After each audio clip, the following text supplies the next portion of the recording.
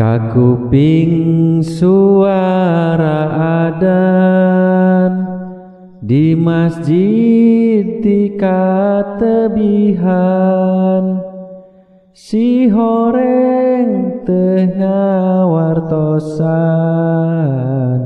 ngajak sholat babarengan.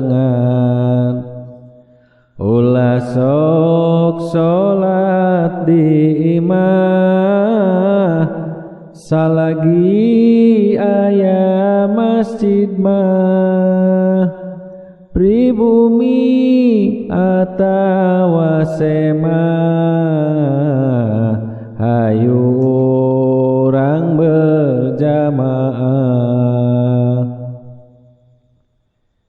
Kakuping suara adzan di masjid ti katebihan,